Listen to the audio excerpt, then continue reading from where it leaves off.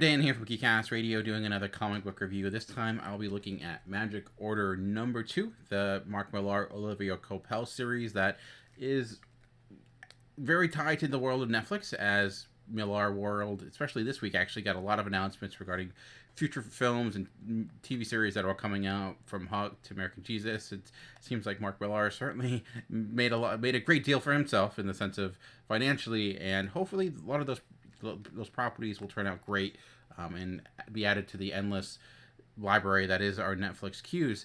But with Magic Order, this series, I reviewed the first issue and I liked it. There's a lot of things that I thought it did well. Some questions I had. And with Magic Order number 2, I think a lot of the things I was concerned about are starting to creep up more and more. And starting with a positive, Olivia Coipel is, his work is gorgeous to look at. He is really taking advantage of all these different characters, meshing this magic world and this real world. It's even when the story is not exactly working for me, the art itself is fantastic.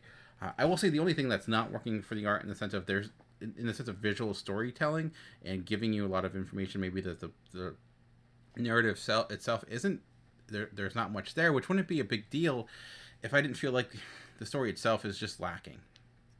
And the main reason for that is, part of me is glad that we're not getting this long diatribe about all the different rules of this universe and how magic works. We've gotten some glimpses here and there, but what I find hard to do in this story is find an investment piece. Like, what can I invest in?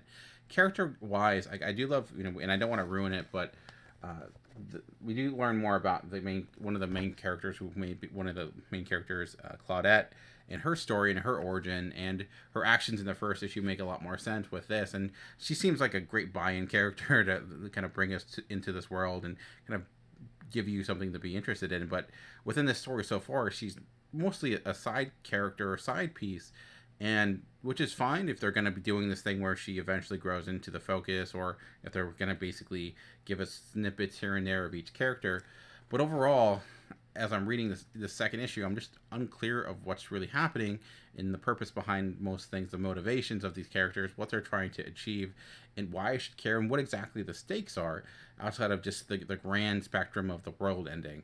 And I think if there are pieces within it, I think, that are interesting. There are things that are like, it uses magic in effective ways, although a lot of characters are dead in this, and finding like it's, while they're really killing all these characters really easily, like, why aren't they just doing that all the time? It just seems odd to me that, like, you're able to basically kill a character almost in an instant. Like, why is that? And like why not use that trick consistently? And again, I'm glad that we're not getting this huge rule list of, okay, well, in order to use this spell, you have to do this and do that. But it's also hard to find a foundation of, like, what exactly can you do and what can't you do. And it's one thing if the story's going to tell me or give me an idea. Like, I think the person who's a master of doing something like this is like Hayao Miyazaki.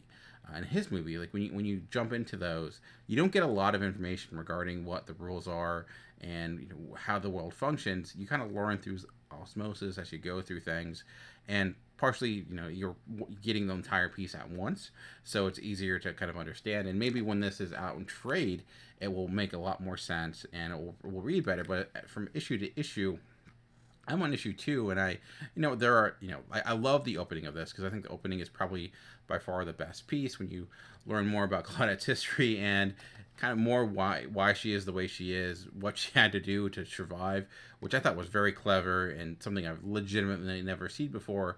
And the good thing about that too is shows that magic in this world it's not necessarily a skill solely based upon how fast you can say a spell, or putting different potions together. It's more of a superpower that is more reactive, and comes to you naturally. So I thought that did a good job of both informing us about a character and her history and why she is the way she is, as well as at the same time explaining how this world functions a little bit. And I just wish it would do a little bit more of that. And we learned about this different cabal and give it kind of some glimpses into this new world. But I guess I'm reading this, I'm like, okay, but they're trying to kill all these people. I'm waiting for something to kind of really shine and be like, okay, this is where we're going. This is why you should be excited next. outside of just some cool ideas that are stringed together. Like, oh, that's a really great way to use magic. That's very clever. But I don't really, that character that you just did that to, I don't really know. And I don't really have a reason to be affected by what just happened or what exactly it means. And for that to happen here and there is one thing, but it's continuously happening. And we do get a lot of sequences of straight dialogue and some explanation, but those sequences aren't super interesting and they don't feel like it give you enough answers or expectations of what to expect. So again, this could be cleared up as it goes on. There are pieces I did love this. Shout out to Kick-Ass with this one character wearing the Kick-Ass shirt, and we see this like Odin's like throne room of all these different pieces. So there are things here that can be built up and fleshed out as the story goes. It's the difficulty, I think, of reading a monthly book. Is it's one thing to have a narrative that will eventually come together, but as I'm reading this as a series, as a reader that's picking this up, you got to give me something to like make me want to come back.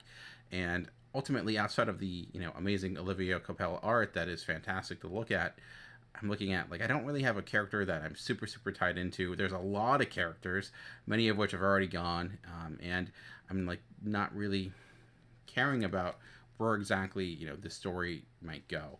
And I could see why this would work as a TV series, like because you could probably spend a lot more time, and like what would make up the first episode would probably make up the first 6 issues.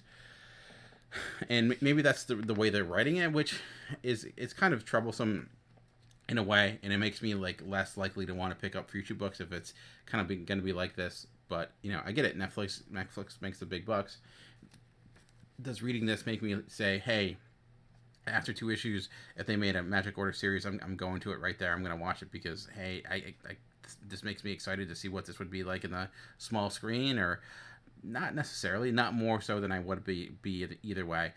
I think it's not Mark Millar's best stuff, but it does show. I know a lot of people tend to harp on Mark Millar because he tends to be juvenile in his humor and like he might go too far. And I think this shows that he can do more than that.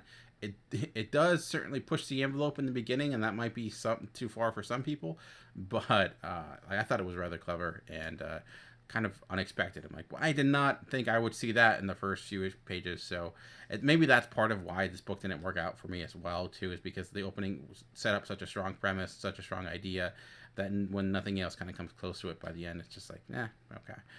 Again, it's not horrible. It's not like it's the worst thing ever. Or I'm not going to read the next issue. I'll say it's at least compelling me enough to keep going.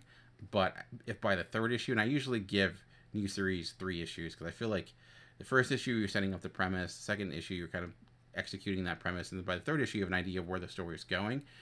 If by the third issue I don't have a full grasp, or I feel like I don't have enough to be invested in, I don't know if I'll continue reading it and maybe wait for the trade.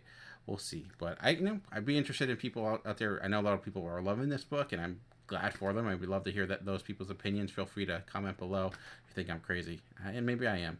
I could be clearly missing something that's on there that I'm not picking up. But ultimately, if you want to hear more from me, check out my podcast, Comic Concierge. Go to GeekCast Radio.